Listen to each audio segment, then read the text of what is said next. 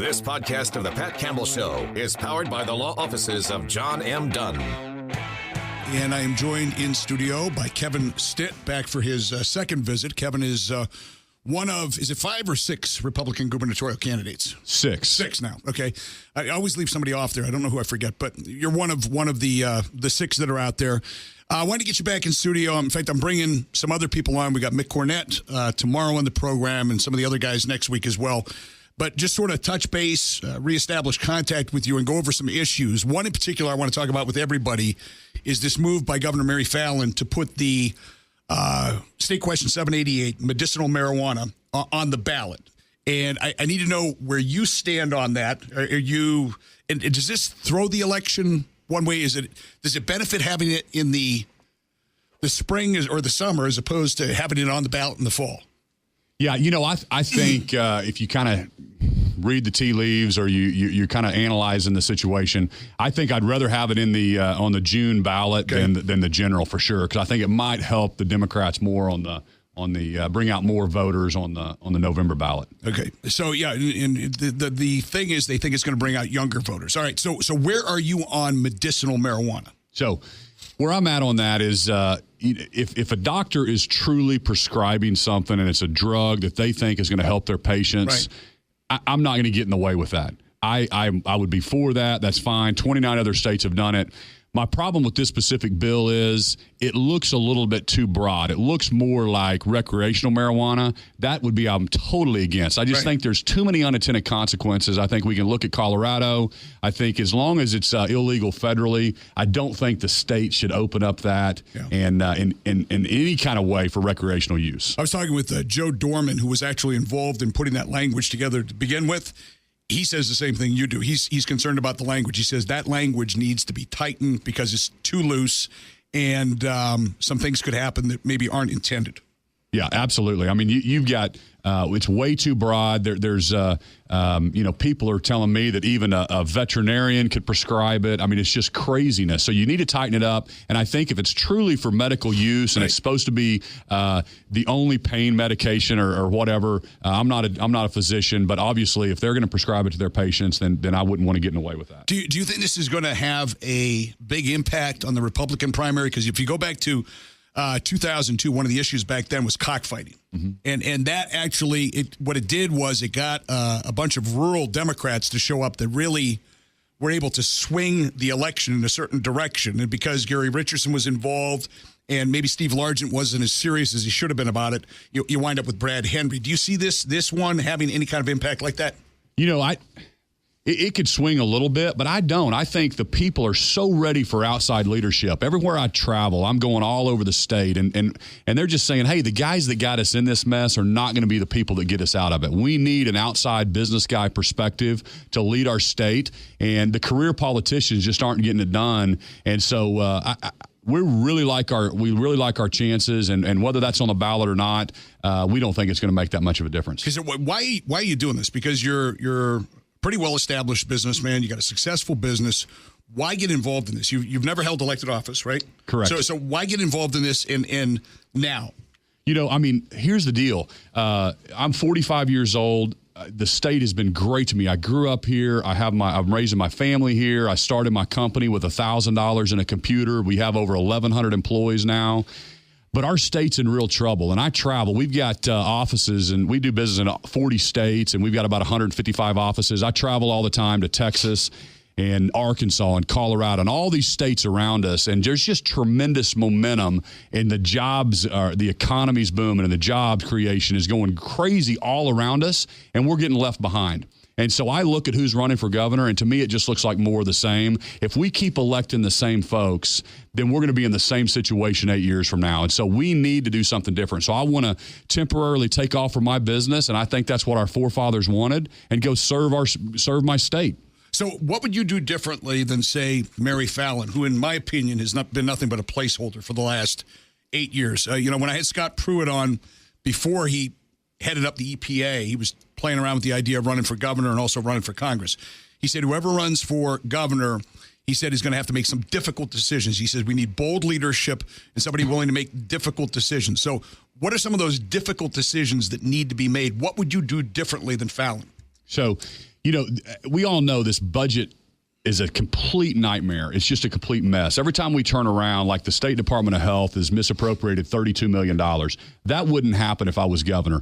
You have to have a governor that can control and put the right people in place in these government agencies. If you think about it, the legislature only has control over a very, very small part of our budget. We actually spend $22 billion in our state. When I look at all the states around us, that's about the right amount. But we only get to appropriate $6.5 billion. So that's all the rhetoric is about what to do with that. All the previous legislative sessions, they've earmarked this $22 billion. And so we need more control over the elected. We need more control over who is running the agencies.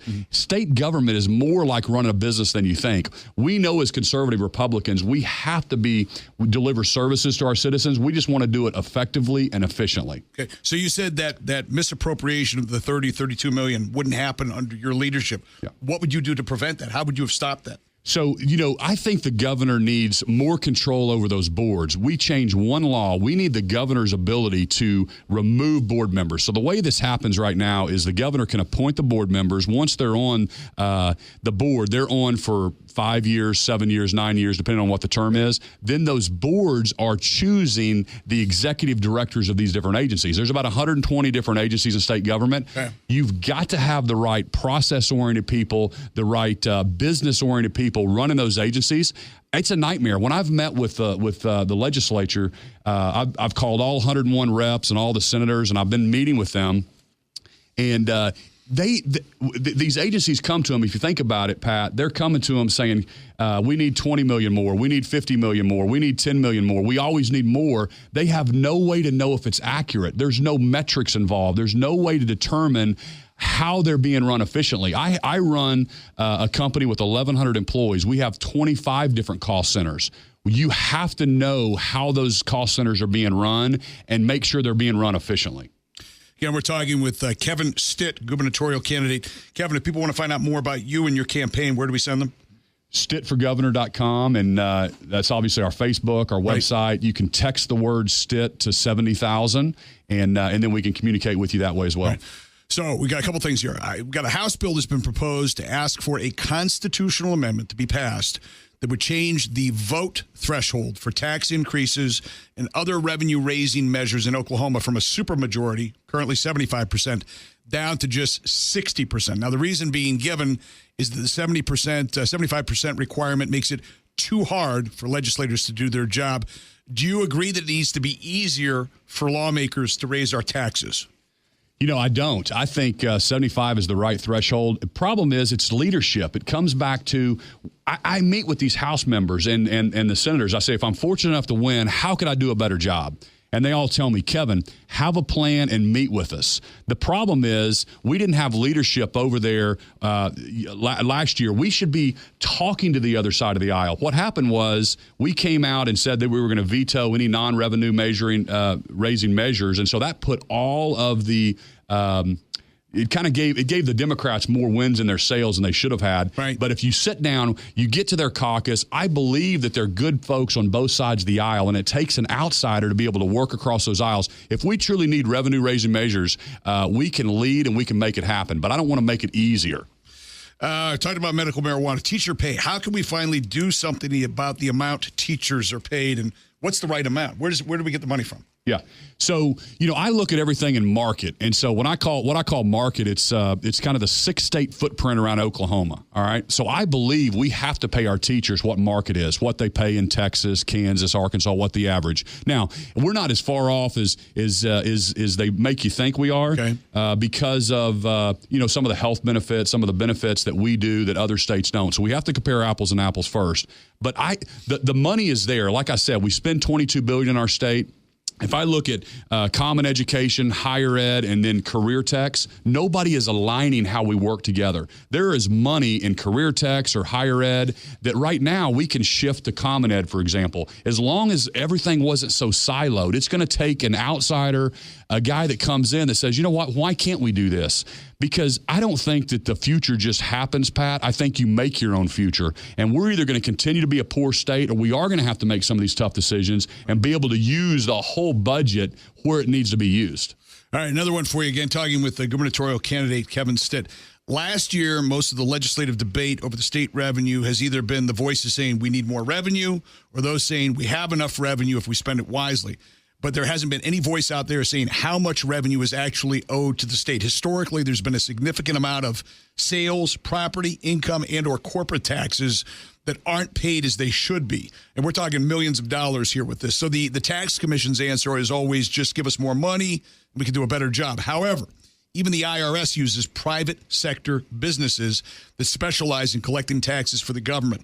What are your views on Oklahoma using private sector businesses to help the state realize all of the revenue that's actually owed to it? And real quick here, too, on a side note with that, Dewey Bartlett did that. When he was first in, there was a bunch of not sales tax, but taxes owed by downtown businesses to the city that were going uncollected. So, and that's how they got it. They were able to get a private company to collect those. So what's your stance on that? The money that's out there that we're not getting?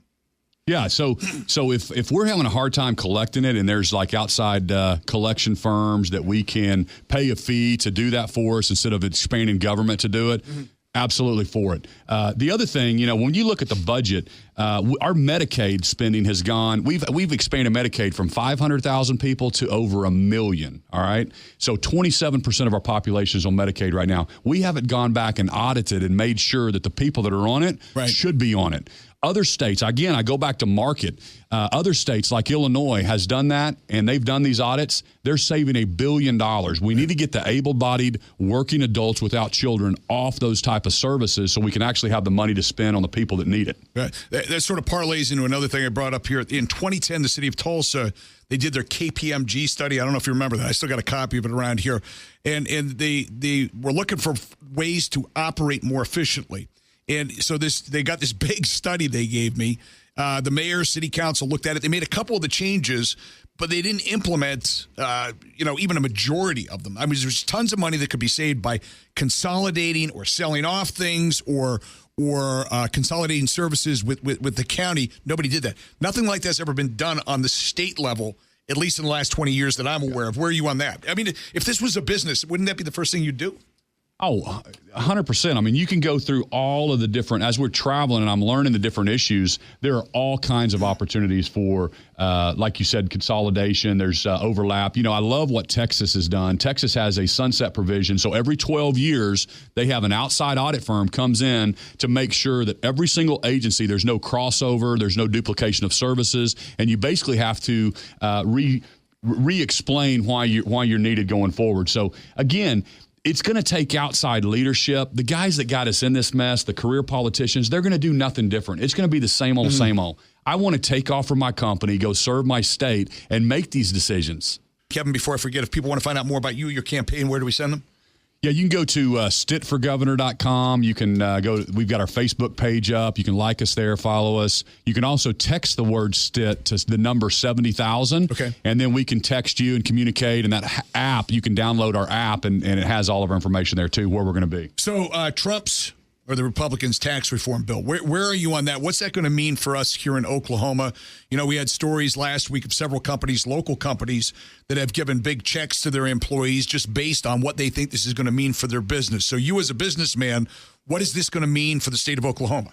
Yeah, so I am super, super excited about that tax bill. And that just shows you that one person, one leader can take something from 35% corporate tax rate down to 21%. If you'd have told me he could get it cut that much, there was no way I'd believe you. And he was going from 35 to 20. I figured it would end up somewhere around 28 or 29. He got it to 21, right? So I think it's a huge deal for us because it makes us more competitive internationally. I think there is a huge opportunity over the next 10 years for Oklahoma with all the repatriation of dollars coming back, with the push to bring manufacturing here domestically. Why not Oklahoma? We have got to diversify our economy away from the cyclical industries like oil and gas and ag. I love those industries, but we need to broaden our tax base, and we need to create more jobs and more different industries here. So how do you, as governor, make this state more business friendly? Because right now we see businesses going to Texas, neighboring states that have quite frankly, a better package to offer people. Yeah. So, to me, it's blocking and tackling. Our company is up 20% in 2017 when our overall industry was down 15%. Why is that? We were leading. We had a plan. We had recruiters in Florida and New Jersey and the Carolinas and Seattle, and we were actually going after, and we were growing our economy. So I study the economic development reports coming out of the commercial real estate departments. And Texas, you're right, is the number one business-friendly place to do business. Oklahoma is like number 20. But the future doesn't just happen on its own, Pat. We make our own future. And so some of the policy items are just speed of permitting. Business people just want deregulation. They want to make sure there's an even playing field. They want to make sure you don't make it difficult for them. And I'll tell you this, day one in office, everybody's going to know that Oklahoma is open for business. So the term, and I bring this up when I bring the various candidates in, what does it mean to be a conservative? Do you identify yourself as a conservative? What does that mean in 2018? To me, being a conservative means I believe in certain things. I believe in smaller government. I believe in individual initiatives. I have lived the American dream. I started my company with $1,000 in a computer, and today we have over 1,100 employees. Mm-hmm. And, once you get to that size and you're already an established company, let me tell you something. Democratic policies would actually benefit me more personally because with more regulation, it actually creates barriers to entry. Who's for big regulation? The big businesses, Wells Fargo, the Bank of Americas, those guys can absorb it. They just want to keep the competition out and create those barriers to entry. But that's wrong for the middle class. It's wrong for America. You need to create competition by deregulating, encouraging entrepreneurship, encouraging more businesses to come into the space and competing. And that's where the economy grows and that's where jobs are created. So you believe in smaller government. Does that mean you're going to reduce the size of the government? And where are you going to cut it? What goes first? I mean, absolutely. Anything that's not justified, not a justified service, I'm going to get in there and I'm going to make sure it's run efficiently. So the problem that I have when I'm trying to understand and get the data, some agencies have 2,500 employees in the state government. Some have 1,000. Some have 500. And I ask myself, how many did they have 5 years ago? Well, if they've grown, they have to be delivering more services. Well, that may not be necessarily the case. You have to put a metric or a number around every single agency and know what the mission is. So I'm looking at software that other states have instituted where we're going to put a metric around every single government agency and then give us as the taxpayers access to dial in to see exactly how our money is being spent, make sure it's being spent efficiently. Anyway, that's it. I got one more here for you before we go. Who is the treasurer of your campaign? And why did you choose that person? So the treasurer of the campaign is Dr. Chad Phillips, and he's a head ER doctor here in town. Really close friend of mine. Very detailed, just a great guy, and just people that I can trust and have high character. So that's who I surround myself with. And it takes a while, whether you're in business, learning how to put together the right team, or in government. It takes a while to learn how to hire the right people. You want to hire people with high ethical standards, good character, and are obviously knowledgeable about their profession. And I asked you before last time you were on, what do you think you're going to need to spend here money-wise in the primary, and if you make it, to the general election, what's a realistic figure for you? So we think it's going to be about a $4 million race, 4.2, something like that, and through the primary. Okay. And what website, one more time, is spell your name, too, because some people... It's Stitt for Governor, and that's STITT, so stittforgovernor.com. And then, obviously, on the Facebook's the same thing, Stitt for Governor. You can text the word Stitt, STITT, right, to the number 70,000 and get involved. But I can't do this by myself, so I'm going to ask all your listeners to help me and to get involved, and they can email our campaign, and it's going to take all of us to turn our state around, but I know we can do it. Fantastic. We'll talk again soon. Log on to 1170kfaq.com to check out all of Pat Campbell's podcasts, powered by the law offices of John M. Dunn.